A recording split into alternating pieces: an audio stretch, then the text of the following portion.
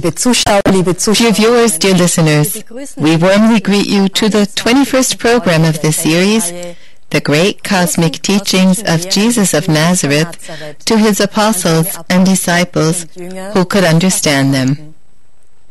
In the hectic pace of our world, many people long for tranquility and quiet.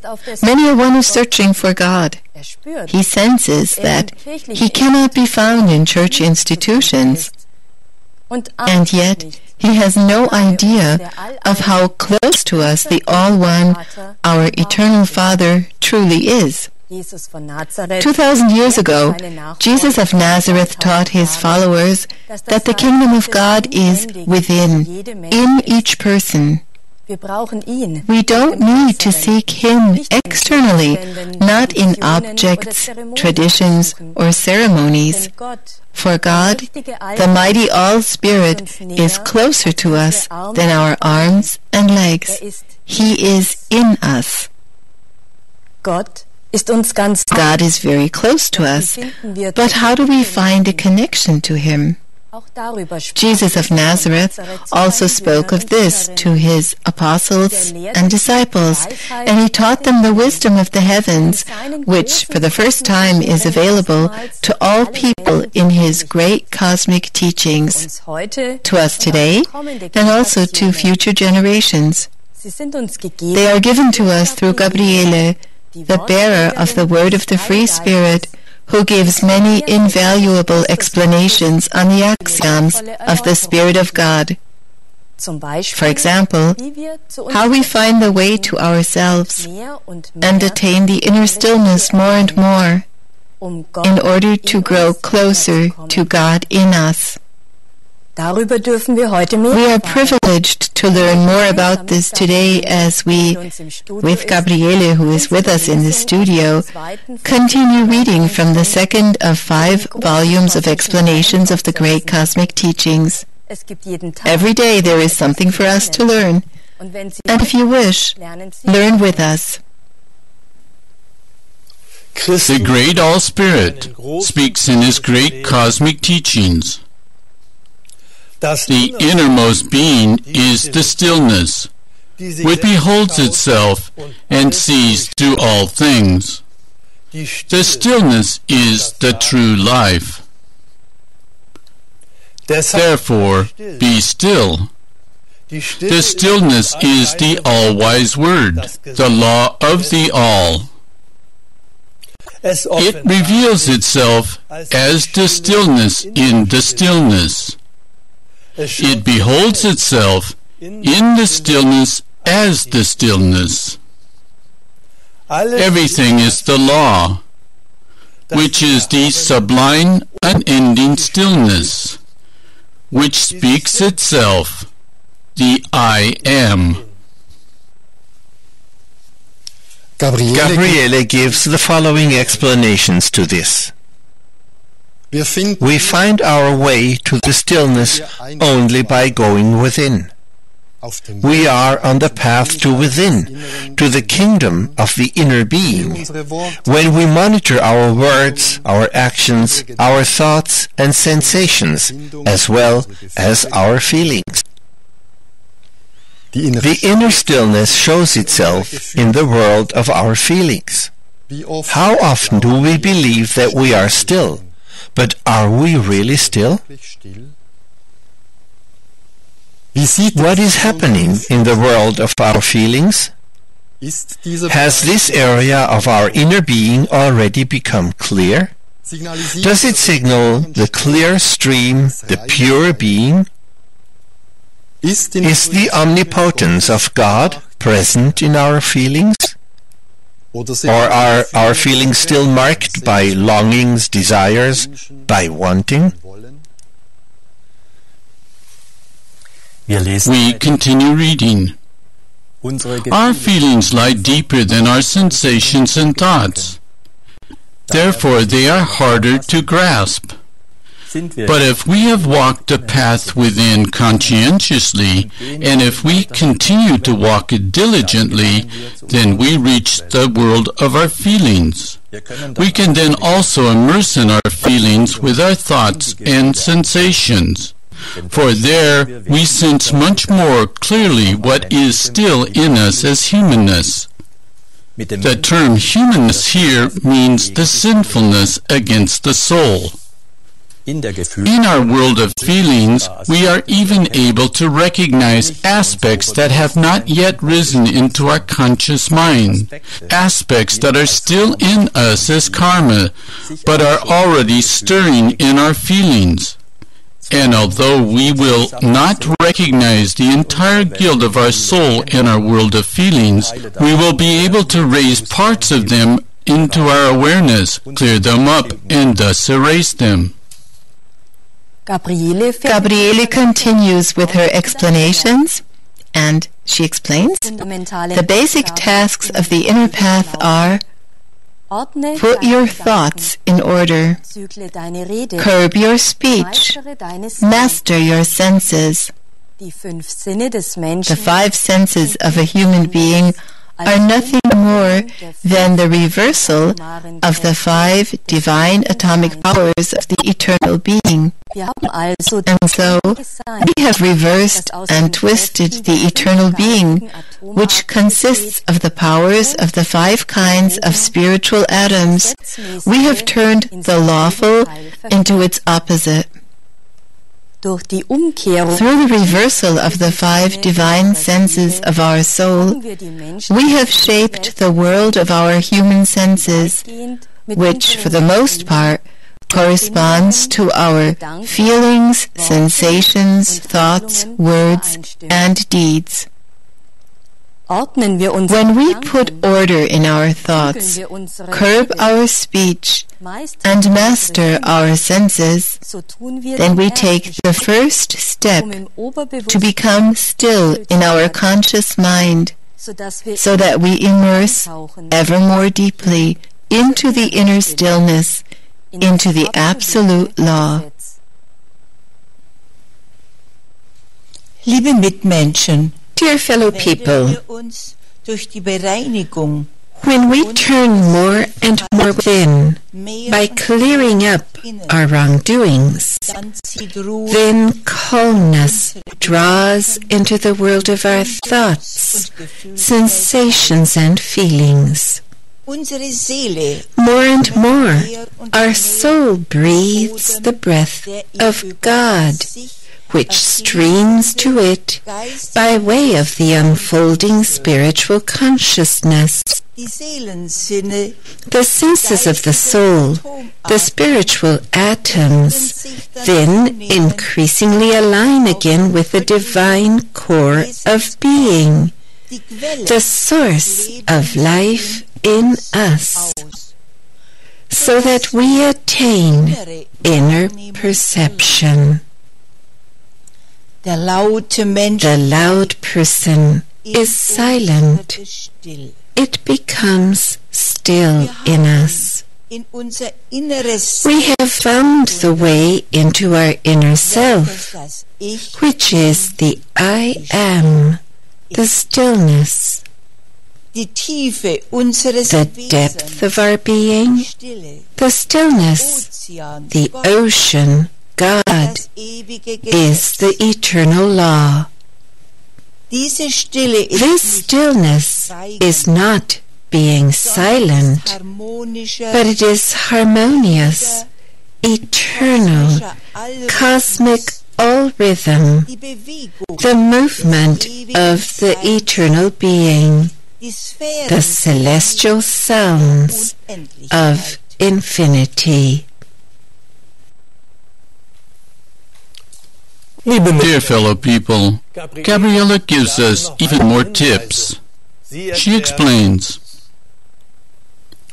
if we really want to become still, that is, if we want to immerse into the lawful stillness, into the streaming all law, which gives and shares of itself untiringly, then we have to go from without to within, in order to then live in our pure world of feelings, through which the absolute law flows into our conscious mind, into the word and the deed, by way of the purified world of our sensations and thoughts. The level of our feelings is essential for our spiritual development. If it is covered up or blocked, then we no longer have access to the deeper layers of the unconscious, and thus no longer find what is still in us as humanness. Then our self-recognition and purification remain superficial, so that only a small part of our burdens can be paid off. The deeper things reveal themselves, especially in the world of our feelings.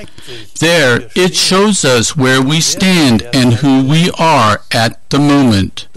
There we experience either our actualization, the being, or our non-actualization, our humanness, our wanting to be, to have, and to possess.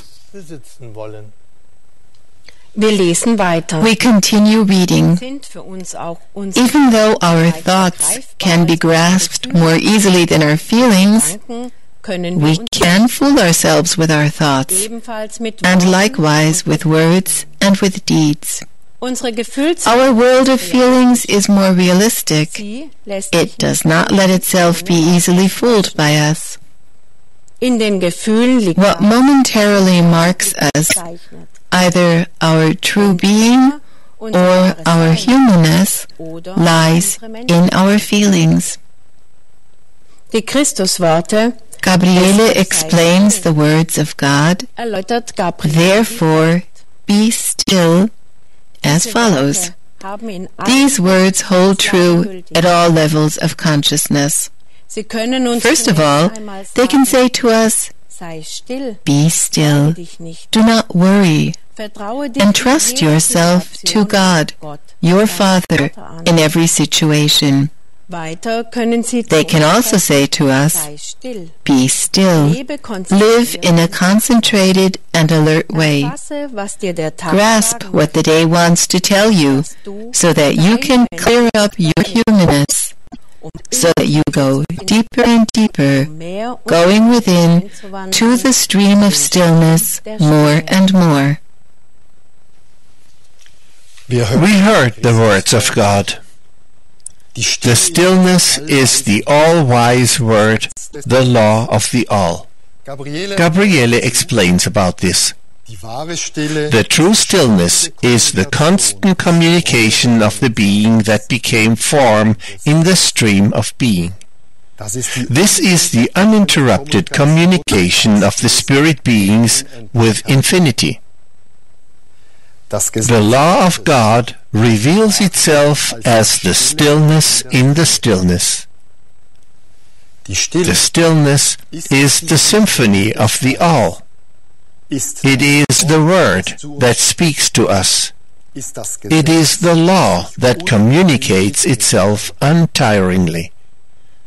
We experience this only in the depths, in the very basis of our soul. The All-Spirit also said, "It, that is, the all-wise word, the law of the all, beholds itself as the stillness in the stillness."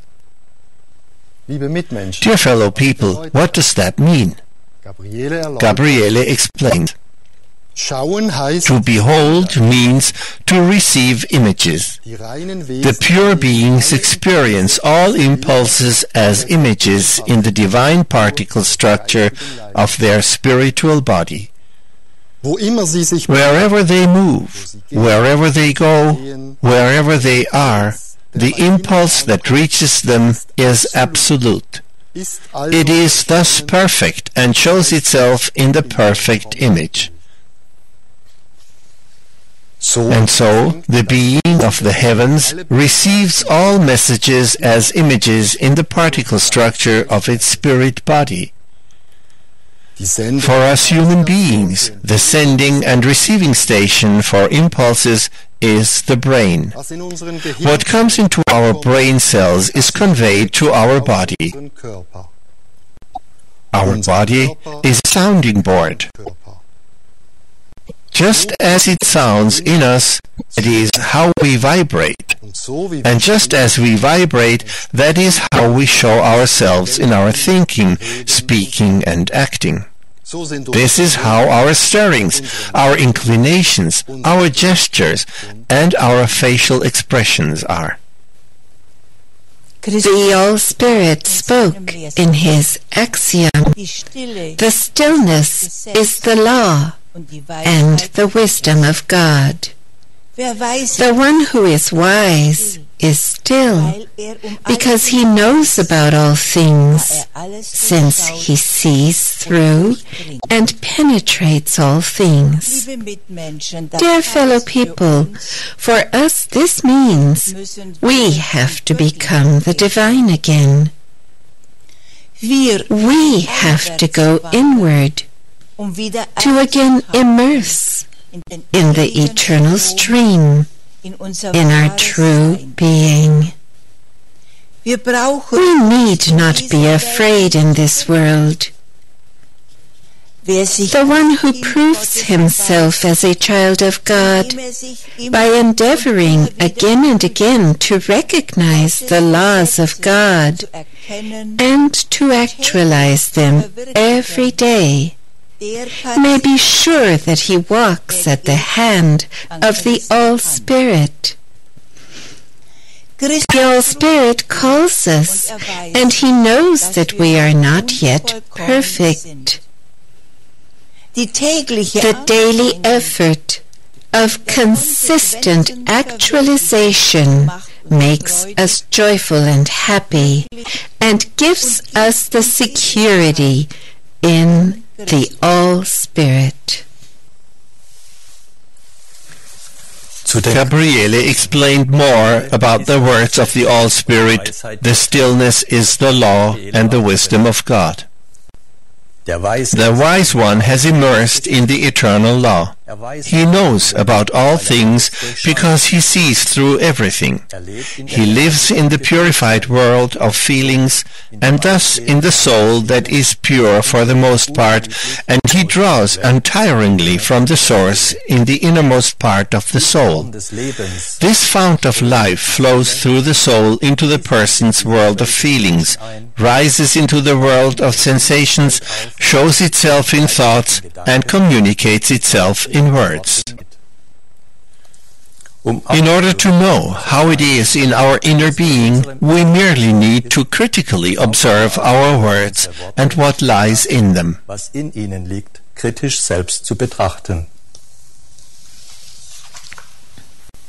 Wir lesen weiter. We continue reading in the explanations by Gabriele.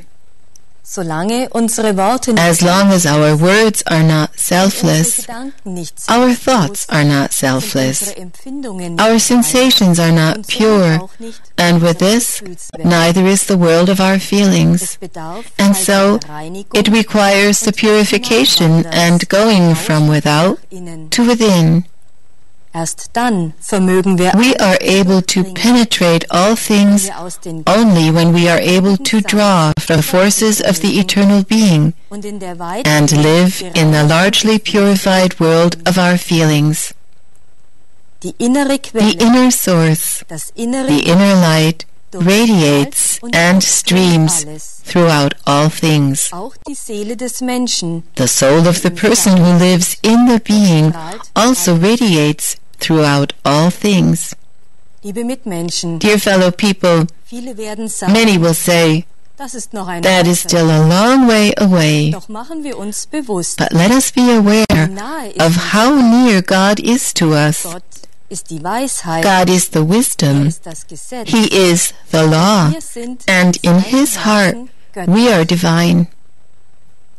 When we try to draw closer to Him every day, when we take the steps then day by day we will feel how close the All-Spirit is to us, how close God our Father is to us. We will then recognize that the absolute law, our true being, is not so very far away. It is in every thought. Dear fellow people, Gabriella also gives us the following outlook. Our turning back and clearing things up allows the positive, the divine, in the negative to rise to the surface. For instance, if we are envious and turn back and clear it up, and do not do it anymore, and when we counter the negative with positive powers, the powers of peace, and keep peace with our neighbor, then we have already raised one or several aspects of our true being, of the eternal law, out of the darkness of our humanness into the light. That is a step toward the actualization of the absolute law, of the eternal being on this earth.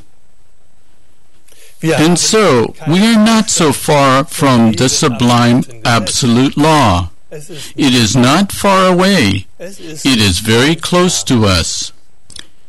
Each day shows this to us, for the positive, the eternal law, is in our problems and difficulties, in everything that is negative. When we clear up our wrong behavior with God, and no longer commit what we have recognized as negative, when we instead fulfill the inherent laws of inner life, then we experience the nearness of our divine heritage, parts of the eternal being. Gabriele encourages us with the words, "Let us take courage. Each day is a great gift to us. This should give us hope. We should nourish it every day by affirming the good, the law of God in everything and developing it through actualization. Then the days will become more luminous because we recognize that in the difficulties, in suffering or in joy is the eternal law of love. It is present everywhere.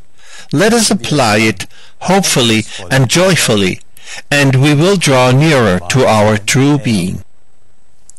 The awakened soul longs for this, and we human beings should follow this inner longing by daily discarding what we have recognized as human. Dear fellow people, those of us who bring you these texts can learn infinitely much from the great cosmic teachings of Jesus of Nazareth and the explanations by Gabriella. If you wish, learn with us. In doing this, the following aids from Gabriella can be of help for our awakening consciousness. Be still. Think before you speak. Examine your thoughts. Look into your world of sensations. What wishful pictures are still there? What do our feelings tell us?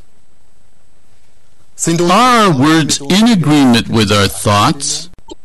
If not, why not? Are our words in agreement with our sensations? Are our sensations, thoughts, and words in agreement with our feelings?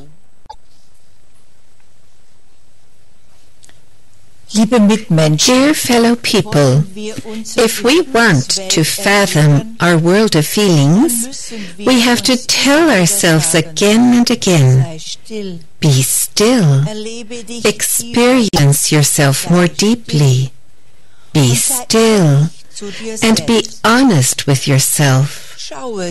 Look at yourself in the world of your feelings. Let us resolve to think again and again of the statement, God is love. Selfless love does not punish. Selfless love does not chastise. Selfless love helps untiringly. It gives us strength and wants to lead us out of our humanness, out of the chaos of our still existing human thoughts, sensations, and feelings. Let us draw hope in the All-Spirit. Let us draw hope in God, our Eternal Father. Let us realize again and again, we are not forsaken. God is with us. Our true being is not far away. Let us actualize the laws of God, and we will experience aspects of our divine heritage. Liebe Zuschauer, liebe Dear viewers, dear listeners, let us allow these words from Gabriele to reverberate in us. Let us take them into the coming days as encouragement and help for our daily life. In the next program, we will continue our reading with the third volume of the explanations to the great cosmic teachings of Jesus of Nazareth. We would be very happy to greet you again, and until then, wish you all the best. Goodbye and greetings in God.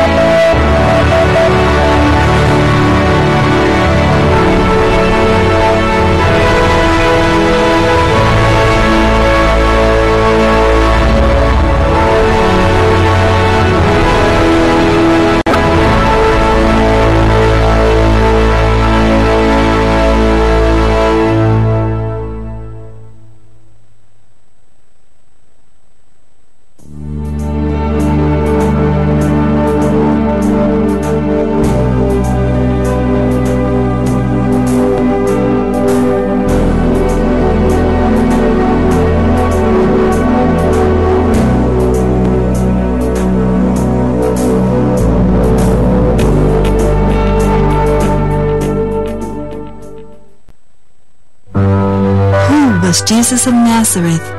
What was his childhood and youth like?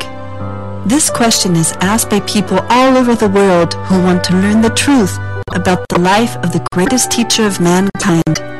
Followers of the Nazarene report authentically about the life of Jesus of Nazareth, free of the interpretations and falsifications of church historians. Their sources are Christ's revelations given through Gabriela, his prophetess and emissary in our time. Who can better describe the life on earth of Jesus of Nazareth than Christ himself? He talks about his parents, Mary and Joseph, about his spiritual struggles, about his love for the animals, and the beginning of his teaching years. Who was Jesus of Nazareth, his childhood and youth? His descriptions reach our hearts, and his life is a symbol for mankind.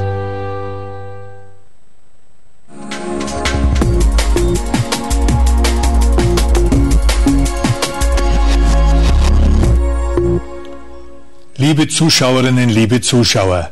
Dear viewers, dear listeners, welcome to our program entitled The Jumbler. The Jumbler, in Greek it is the Diabolos, traditionally known as the adversary of God, who jumbles up the divine order of things and terms and turns them upside down, and afterwards acts as though he wasn't the culprit. This program is about the topic of climate change, which causes it has, and how one can respond to these causes. We'll present you with several facts regarding this, so that you can decide for yourself who is telling us the truth here and who wants to pull the wool over our eyes. A prominent voice spoke on this topic on September 11, 2017. It was Pope Francis, who gave a press conference during the flight back from his visit to Colombia. Focus Online reported on it, and I'd like to read you this report. On Monday, Pope Francis spoke an emphatic warning to all those who, in his view, do not take the climate change seriously enough. In face of the massive destruction by hurricanes Harvey and Irma, everyone must realize that humankind will go down if the causes of climate change are not fought against. In addition, the head of the Catholic Church pointed out the responsibility of political leaders, whose task is to respect the recommendations of the climate scientists. Climate change, you see the effects, and scientists say clearly which is the path to follow. So the Pope literally. The Pope also said, history will judge those who underestimate or deny the danger of the climate change. But what position did the Church represent not so very long ago, when there were warnings about climate change, about the impending climate disaster? How credible is it when the Pope now represents another position as that of his Church a few years ago? Is this truly a change of heart? Or are he and his institution jumping on the bandwagon? What causes does the climate disaster really have? In the recent past, who has given us help and indications regarding what path we should follow? And how did the Church react to this? And over whom will history once judge, as the Pope formulated it? Let's first deal with the question of who warned of the climate change. Was it only the scientists, as Pope Francis Bergoglio wants to make us believe?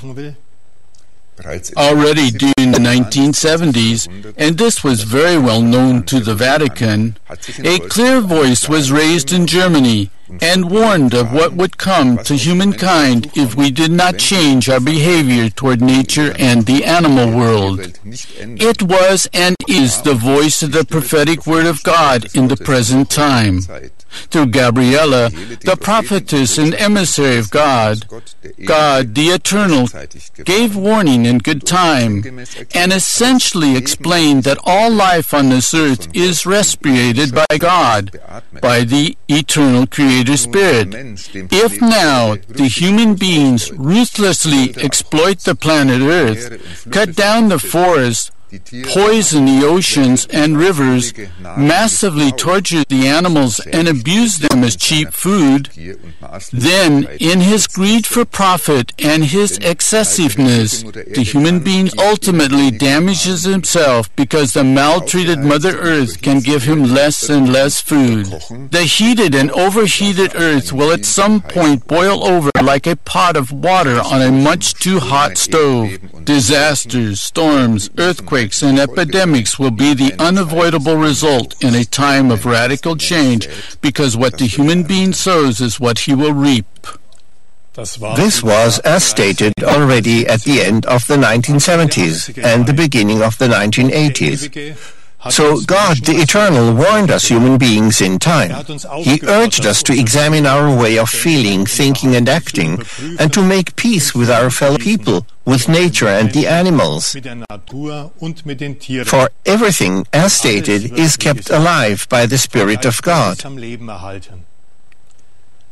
What right do we then have to willfully destroy this life? What right do we have, for example, to kill animals for our seeming use, which are our fellow creatures and which have feelings and sensations? These divine revelations were definitely known to the church institutions. At the beginning of the 1980s, Christ, the free Spirit, conveyed to God's prophetess Gabriele the content of a letter which she sent then to the Pope in Rome and to the bishops of both denominations in the German-speaking countries. In this letter, an offer for a conversation was made by the kingdom of God to the heads of the churches. There was no answer. The church institution, which Jesus of Nazareth never founded, reacted in its way, just as the caste of priests has always reacted over the course of the millennia when God, the Eternal, spoke through his prophets to the people, namely with lies and slander, with character assassination and ostracism. The word twisters, the administrators of religion and contract wearers of our day, persecuted God's prophetess, and with her all those who, together with her, strive for an honest and upright life according to the principles of the Ten Commandments of God through Moses and the Sermon on the Mount of Jesus of Nazareth. The priests and theologians of both churches ridiculed the followers of Jesus of Nazareth, mocking them as end-time disciples or end-time apostles who allegedly did not help their fellow people, but in their supposed delusions merely wanted to save their own skin. Already in the year 1988, the deacons of both mainstream churches in Würzburg came forward with a mutual explanation.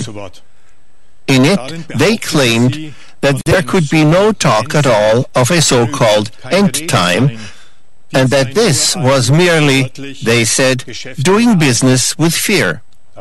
Thereby, in reality, it is the church leaders who for nearly 2,000 years have been producing massive fears, namely fears of an alleged eternal damnation, which has not the slightest thing to do with God, who is the eternal love.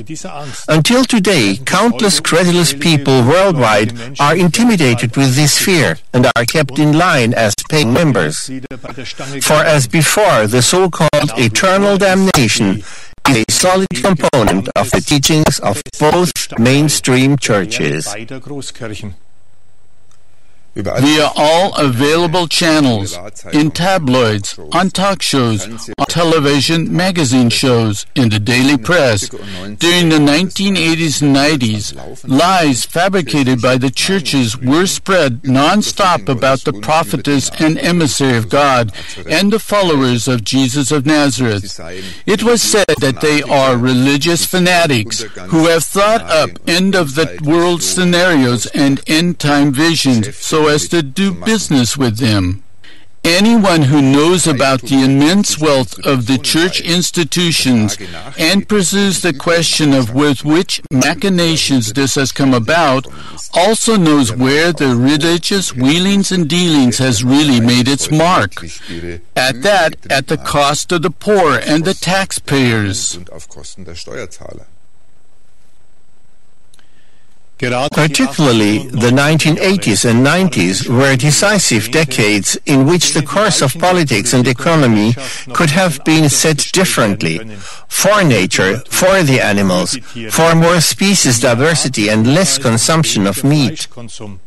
For especially this is known as one of the main driving forces of the climate change. What all could have been prevented or at least moderated if the warnings of God, of the all-eternal, through the mouth of a prophet, had found a stronger distribution? In the year 2001, God the Eternal spoke anew to humankind. Stop consuming your fellow creatures, which are your animal brothers and sisters. Stop cutting and burning down the forests and taking the living space of animals away from them in forests and fields. Give them back their living space, the forests, fields and meadows. Otherwise, your fate, which you have inflicted upon yourselves, will take away your house and home and your sources of food through worldwide catastrophes which you have created yourselves through your behavior against the life, against the kingdoms of nature, including the animals. And today, over 16 years later, Pope Francis appears in the mass media and proudly presents himself as a kind of environmental pope who supposedly always knew how important the preservation of creation and climate protection is. But he doesn't mention a word about the destructive role of his own institution, the Vatican Church, in the defamation and sabotaging of the timely warning calls through the Spirit of God, nor does he apologize for this. But how credible is such an attitude? Is it based on a genuine change of heart, on the realization of one's own mistakes and wrong attitudes of the past? Or has the Vatican Church simply, as you said, jumped on the bandwagon of the alleged friends of the climate, because that promises it a better image in the public eye? Dear viewers, dear listeners, we'll give you some facts and background on this topic. You decide for yourselves how you want to weigh them. To this background also belongs the fact that when you look more closely, you realize that over the centuries the Vatican Church has in no way changed its general attitude towards nature, nor has the Pope. When in October 2013 Pope Francis, several months after being elected Pope, visited Assisi, he did not mention, as many had expected, the love of Francis of Assisi for nature, but on the contrary, he expressly condemned the, in his viewpoint, misconception of a literally kind of pantheistic harmony with the forces of the cosmos. And regarding this, one should know that pantheism is the concept that God is effective in nature with his power, in the animals, in the plants, in the stones, that he, the Creator God, breathes life into all being with his infinite power and love, and keeps it alive. And this teaching, which also characterized early Christianity, is until today condemned by the Church as heresy. A central passage for this in the dogmas of the Roman Catholic Church reads until today, and I quote, "If anyone says or holds that the sky, the sun, the moon, the stars, and the waters above the heavens are living and endowed with reason, let him be anathema," which means that he is cursed. Das heißt zu Deutsch, der sei verflucht. With this, the Creator God is conceptually separated from creation, which is then ultimately regarded as a thing and may be exploited. Doesn't this again show the diabolos, the jumbling of the truth? And, dear viewers, dear listeners, according to Catholic doctrine, these dogmatic axioms are unchangeable once and for all, for they were so determined by allegedly infallible popes. According to his own statement, the present pope will not change all these dogmas, but even if he wanted to, he couldn't do it. And it is exactly here in the church dogmas and axioms, according to which nature is irrational and inanimate, and in the ecclesiastical interpretation of the words of the Bible, subdue the earth, as alleged permission to exploitation, that the disastrous disdain of nature of our present civilization has its deeper roots. The basis for this disdain of nature was laid already during the initial time of the Church. The power-hungry men who were shaped by pagan cults of priests brought early Christianity under their power and totally changed it, we could say, into its opposite. Jesus did not install any priest or even a pope, but now the priest seized unlimited power. They adopted numerous rituals and ceremonies from paganism and implanted them in their new religion of priests, which was Christian only in name, but in reality abused the name of Jesus the Christ for totally different purposes, and that until today.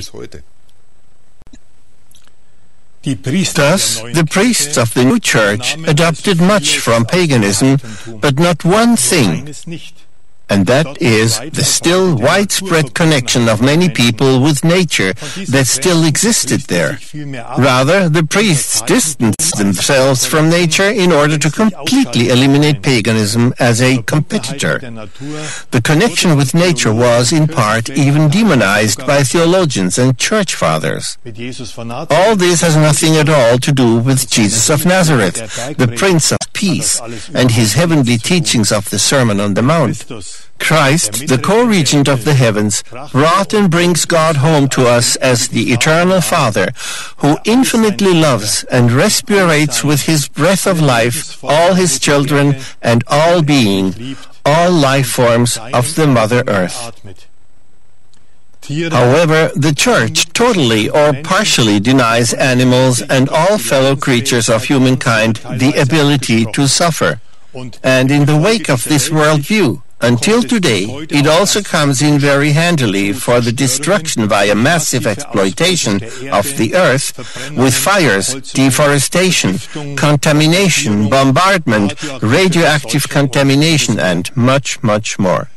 And so the church has not changed. It sometimes just looks that way externally. It is still the same priestly religion as earlier, not only in its dogmas that until today are valid as infallible, but also in its thought structure, which until today imprints countless people. It has remained the same as during the Middle Ages at the time of the Crusades. And if today humankind worldwide ruthlessly wages a nearly unlimited war against nature, driving the earth ever further into the climate disaster, the ammunition of thought for this war stemmed from the arsenal of the Church's collection of dogmas. In the divine revelation from the year 2001, given through Gabriella, human beings are urgently warned that human civilization will go under if they do not eliminate the causes which above all include the torturing and killing of animals and the destruction of the habitats. God spoke through the mouth of a prophet. The one who continues to raise his hands against Mother Earth with all its forms of life will feel the effects. Stop torturing, killing, and murdering. In the Pope's much-lauded environmental encyclical from 2015, the cruelty to animals in factory farming and the consumption of meat are, in contrast, not mentioned with one single word. In my opinion, for thousands of years, the priestmen of the external religions have been playing a thoroughly false game with humankind. They pretend to be alleged intercessors between God and the people, thus trying to prevent that this and many other divine revelations and the liberating message of Jesus the Christ reach the people, the message that also in the present time goes out through the prophetic word, God in us. Every person can directly address God and Christ, who with their power are present in every soul and in every ensouled human being, in the very basis of their soul, and in this way grow close to God, the Eternal, without intercession by priests, and anyone can set out on the path in order to experience God in us. To prevent this and make it more difficult, the cassock wearers of the external religions have at all times slandered the prophets of God, the bearers of His word of the Spirit, pilloried and ostracized them, and frequently cruelly tortured and killed them, just as with Jesus of Nazareth, the greatest prophet from the kingdom of God. But ever more people worldwide are realizing that it can't continue this way, that the planet Earth cannot continue to exist if an inner, positive climate change does not take place, if peace does not come between the people, but also between people, nature, and animals. Even though the climate disaster has already started and brought endless suffering over people, animals, and plants, despite everything, There is also a little ray of hope in this event.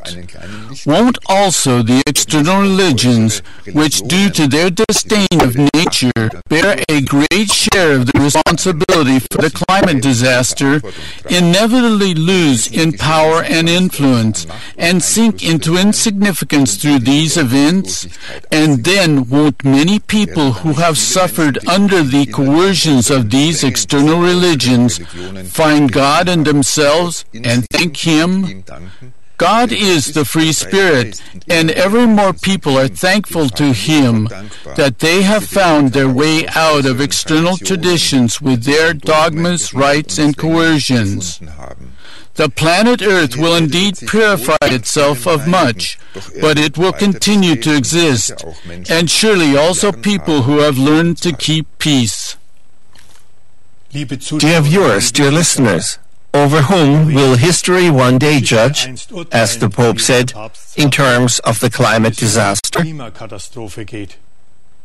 We asked this question at the beginning by referring to the Pope's statements. We want to leave this question open. We have presented several facts and the background. How you now want to evaluate them is up to you. We take our leave of you for today. Greetings in God.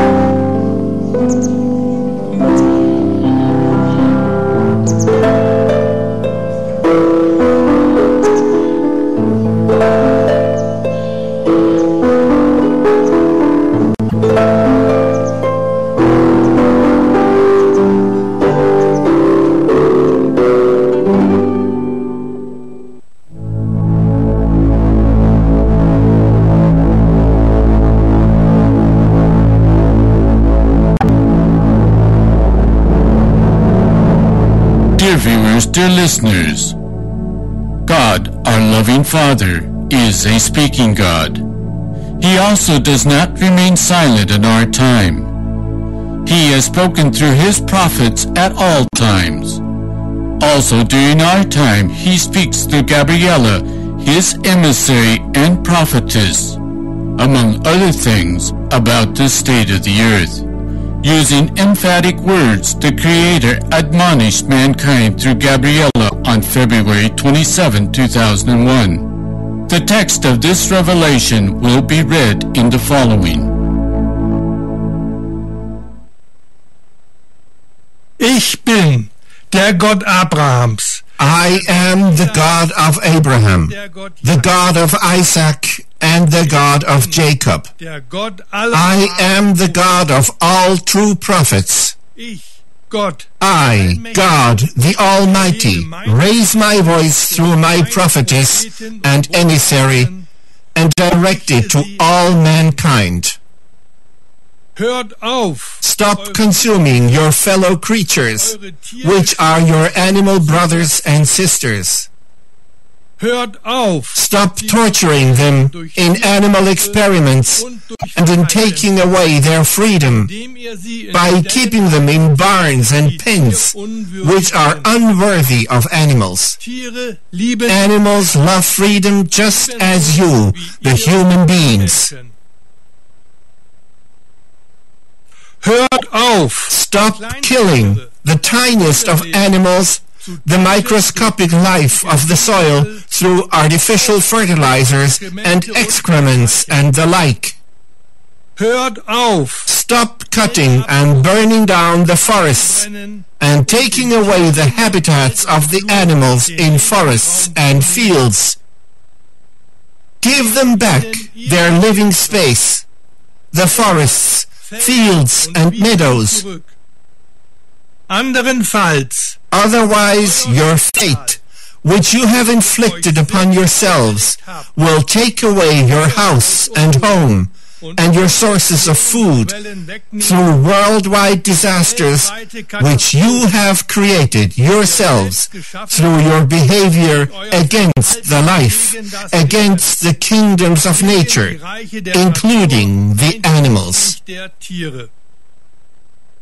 Sollten die Menschen, should human beings again toss my words to the wind, the storm, the fate that is worldwide, will begin and sweep away the people by the hundreds of thousands. On the one hand, through worldwide disasters, on the other, through illnesses which break in over them like the epidemics, which, by turning their backs on every kind of spiritual ethics and morals, they have inflicted on the animals that they are presently burning by the thousands. die sie derzeit zu Tausenden verbrennen. It will be similar for the one who does not turn back and change his ways. Mein Wort ist My word is spoken. Die weltweite The Apokalypse worldwide apocalypse is underway. Wer nicht hören, The one who does not want to hear this will feel his created causes as effects at ever shorter intervals. ich habe die Erde mit I have raised the earth with its plants, animals, and minerals to me.